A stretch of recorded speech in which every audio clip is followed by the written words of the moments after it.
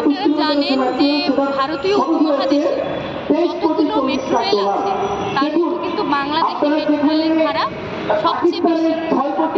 গত সরকারের আমলে আমরা দেখেছি যে প্রত্যেকটা মেগা প্রকল্প যেগুলো তারা করেছে অবাধ দুর্নীতি এবং লুটপাটের মধ্য দিয়ে কিন্তু তারা সেই প্রকল্পগুলো বাস্তবায়ন করেছে।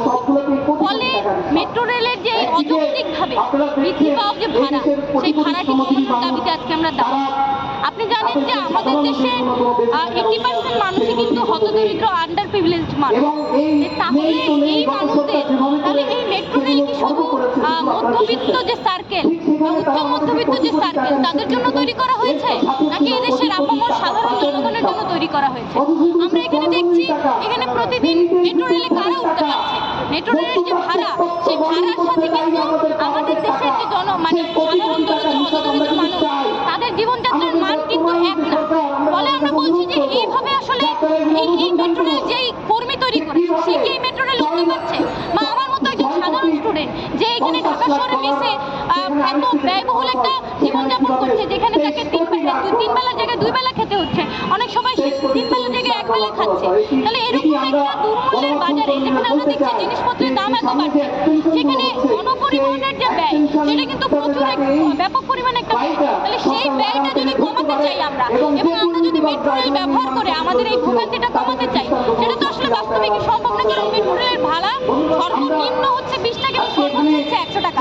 আমি যদি মতিঝিল থেকে উত্তরা যেতে চাই তাহলে আমাকে 100 টাকা ভাড়া গুনতে হচ্ছে। কিন্তু আমি যদি একটা স্টুডেন্ট হিসাবে আমার সামর্থ্যের কথা চিন্তা করি, তাহলে কিন্তু আমি দেখছি এই 100 টাকা ভাড়া দিয়ে প্রতিদিন যাতায়াত করা আমার পক্ষে বাস্তবিক সম্ভব না।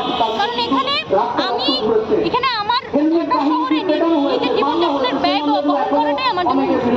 ফলে আমরা বলছি যে মেট্রো রেলে যে অযৌক্তিক ভাড়া সেটি কমিয়ে আনতে হবে এবং আপামর জনগণের ব্যবহারের আওতার মধ্যে সেই ভাড়াটাকে নিয়ে আসতে হবে। এবং ছাত্রছাত্রীরা আপনারা জানেন ছাত্রছাত্রীদের জন্য অন্যান্য গণশহী পরিবহনের কিন্তু হাফ পাসের ব্যবস্থা আছে, কিন্তু সেটাও কিন্তু অনেক সময় কার্যকর থাকে না।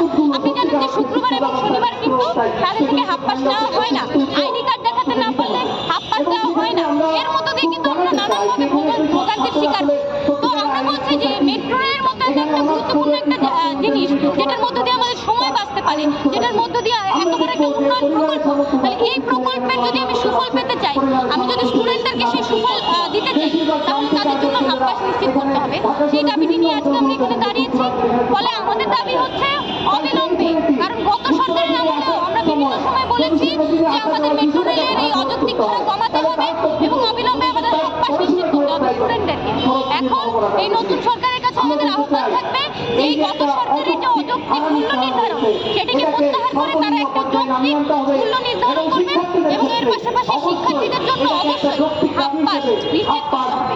এই দাবি আমরা রাখছি।